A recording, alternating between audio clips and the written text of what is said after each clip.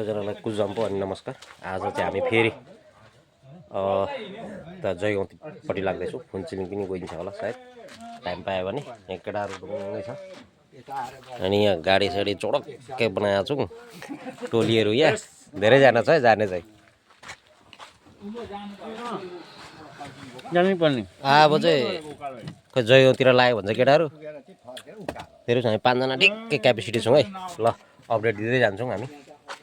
अहिले चाहिँ हामी यहाँ ठिकै बजार आइपुगेको छौँ, गेलेफु बजार। अब यहाँबाट चाहिँ केटाले फेरि यसो जुस नखाइ दोमासँग नकिनी चाहिँ नहुने अरे। हामी चाहिँ अब यहाँ यसो बढी गयो भने फेरि खत्तम हुन्छ। ल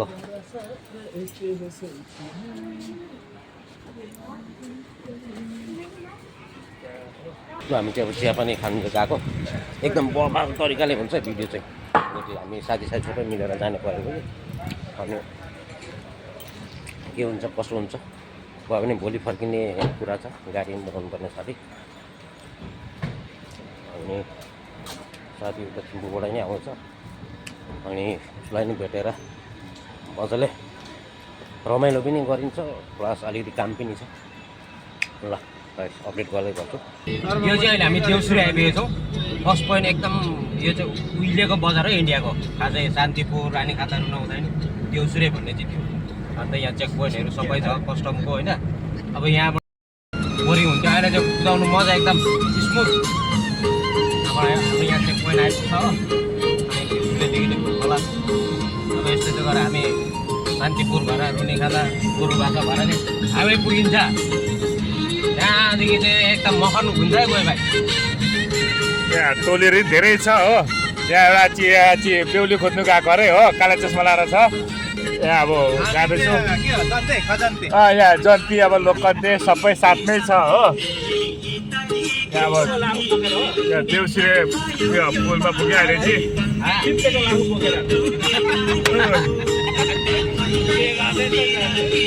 मजाले झन्डी झन्डी लाएर चाहिँ बनाएको। यो चाहिँ भुरखोलाको पुल है, भुरखोला। ल हाम्रो चाहिँ यहाँ हाइवे ठिकै पुगिसक्दाखेरि यहाँ गाडीहरू कुदिरहेको छ। यहाँ चाहिँ हाम्रो चाहिँ गाडीको टायर पम्चर भइदियो। अन्त टायर अर्को स्पेयर टायर लाएर अनि हामी यहाँ ठिकै यहाँ टायर बनाउने हावा लाउने दोकानमा आएर हामीले यहाँ टायर सायर दिइरहेको छौँ।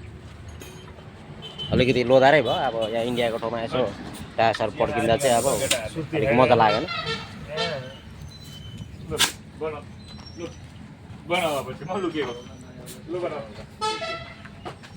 केटाले चस्मा छोडेको छैन नि हौ।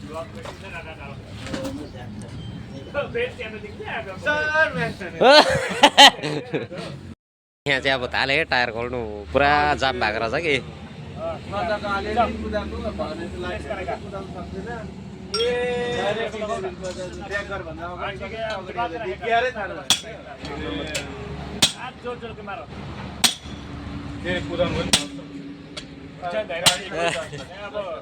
मैले यहाँ टायर खोल्नु सिक्दैछु हो। पछाडि कम्पनीको चार्ज पनि छ मेरोमा आउनु, त्यसो टायर रेप्लिकेट बनाउनु भइगयो। अनि हामीले चाहिँ यहाँ ट्युब खराब भएछ, त्यो टाल्नु पनि नहुने भएर हामीले नयाँ ठिक्कै पायौँ र हामीले नयाँ ट्युब फिट गर्दैछौँ। ठिकै लाग्यो। अब ट्युब पनि एकदम रिजनेबलमै हो, राम्रो। किनभने मेरो चाहिँ यहाँ टायर चाहिँ अगाडिको चाहिँ स्पेयर चाहिँ अलिकति चेते भइदियो कि, अनि त्यसले गर्दा चाहिँ अब टाढोबाट अलिक हुँदैन कि भन्ने। पार्टी अन्त कस्तो फिलिङ्सहरू चाहिँ कस्तो आउँदैछ हौ? फिलिङ चाहिँ बोरिङ भयो जा। यता हेरेर यता फिलिङ्स चाहिँ कस्तो हुँदैछ? यस्तो फिलिङ त फर्स्ट टाइम आयो कि मलाई। यस्तो नहोस् पनि के हो, यत्रो घाममा चाहिँ यस्तो चस्मा लाएर कस्तो हुँदैछ? हाम्रो चाहिँ खासै टार्गेट चाहिँ 3 बजी पुग्ने थियो, तर बाटोमा कस्तो ठिकै हाइवे पसिसक्दाखेरि चाहिँ हाम्रो चाहिँ टायर पम्चर भइदियो। अनि स्पेयर लाएर अन्त नयाँ भाइलाई थाहा गरेर टायर पनि हामी ठिकै आएको। यहाँ सबै कुरो पाइयो, एकदम खुसी लाग्यो। अन्त केटाले आइसी पनि 1-2 रुपियाँ बोकेको रहेछ कोही त देखाएको छैन। छ त मारे केटाहरूले जिम्मेवारी म गाडी दिइराखेर जाँदा भयो त्यहाँदेखि। गाडी होइन अब टायर दिएर चाहिँ ब्यारिङमा लैजाउँ न त। ल केटाले दमकल हान्नु थाले अब चाहिँ। खोइ अर्ग्यानिक पानी भन्थ्यो, म चाहिँ खानु सकिनँ यहाँको पानी चाहिँ। मजा आउँछ यो पनि एउटा रमाइलो लाग्यो हो। कहिले गर्थ्यौँ आज गरियो त्यो चाहिँ कस्तो छ नि हामीले माथि त्यो धान चामल कुट्थ्यो नि उहिले क्या बाउ बाजेको पालोमा ढिकी कुटाइ। अब कुट्ने खाएको रह नि त यसलाई कुट्दा चाहिँ पानी चाहिँ माथि झान्छ अब कुटिन्थ्यो हटान अलिक यहाँ चाहिँ पानी कुट्नु पर्दो रहेछ आमा कति भन्दा यी यसरी भ्याउनु पनि पर्दो खाएको भ्याइहाल्नु परेन तानै भ्यायो यसो गऱ्यो फेरि यसो गऱ्यो यस्तो यो चाहिँ यहाँ यस्तो छ हो टोलीहरू चाहिँ यस्तो चाहिँ भोकले मर्रो आँटेको भएको छ हो कहिले भाँचिन्छ पर्खिरहेको छ यो चेसमा चाहिँ भोकले लास्ट रिस पुगेको छ हो यसलाई चाहिँ कहाँ लगाएर भाँचिने हो ठेगाना छैन ड्राइभर भने यस्तो चाहिँ गुन्द्रुक जस्तो हो गाडी कुदाएको 2 नम्बरमा डरले आँट्छ भने चाहिँ अब टपै परेछ हो अलि अब म भने टपै हो अलिकति केही थाहा छैन नानीहरू भन्छ बालाखा कोही रहेछ जान्छ अब फुन्सिनी गएको भनेर खोइ कहाँ पुग्यो थाहा छैन हो यो एउटा बन्दु गाडी हो बन्दु गाडी जाँदैछ हजुर ओके लाग्छ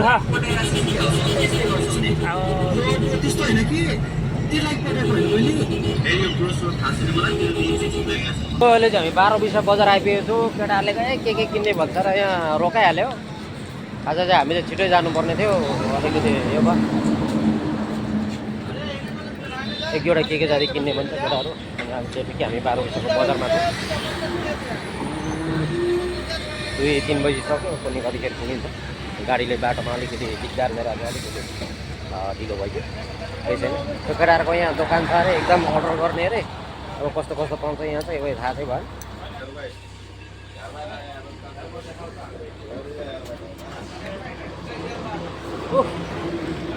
भोक लाग्यो अब चाहिँ हजुर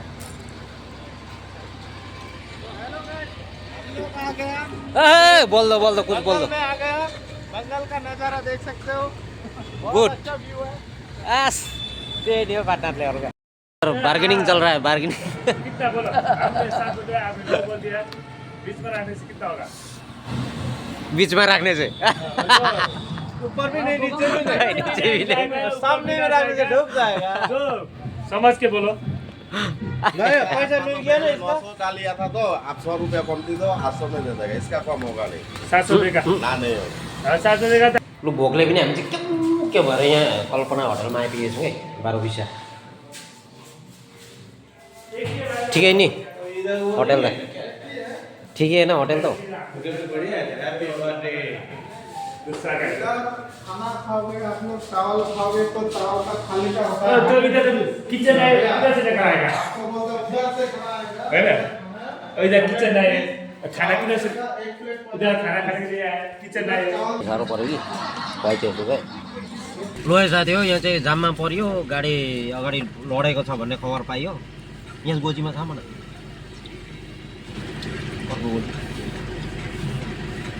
अन्त साह्रो पऱ्यो नि यहाँ रात परिसक्यो जाम हेर्नु नि जाम कति चाहिँ होला यो पछाडि त्यति नै छ यहाँ ग्लासमा हेर्नु त ग्लासमा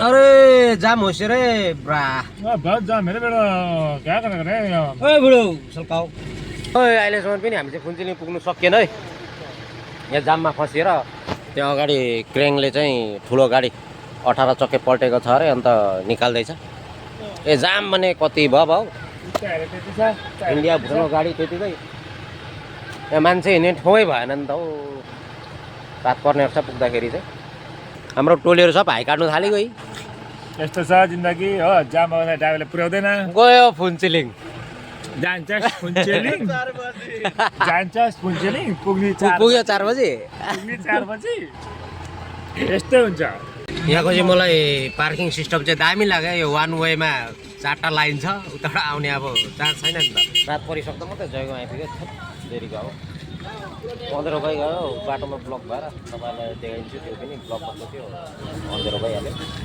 अन्त अहिले यहाँ भर्खर जयगाउँ आएर यहाँ जस्ट तातो चिया खानुलाई बसिरहेको छु एकछिन सुपर मार्केट पस्ने भन्ने चाहिँ सोचाइ छ त्यो नि अल्छी लागिरहेको छ गलेको छैन हेरौँ कस्तो के हुन्छ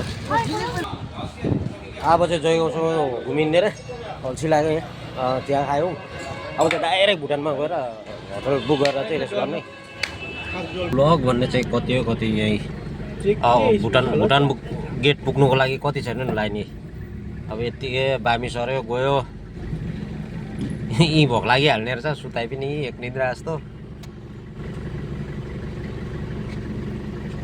एकजना साथी भुटान गेट पुगेर आइसक्यो लाइन दामी चल्नु त चल्दैछ अलिअलि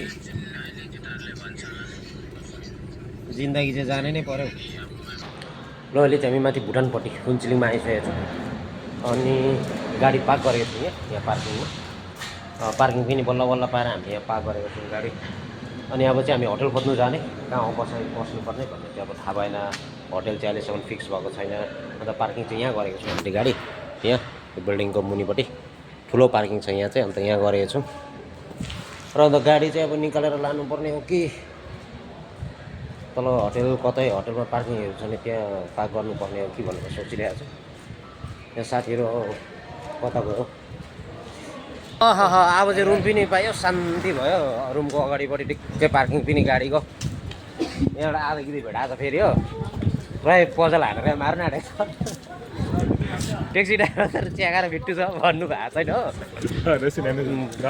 हो खाएको छैन तर केटाहरू हराएको यहाँ अलिक अवस्था भयो कि जिपिएस खोज्दैछु अब टक्कै रुममा गएर चाहिँ तातो पानी खाइन्छ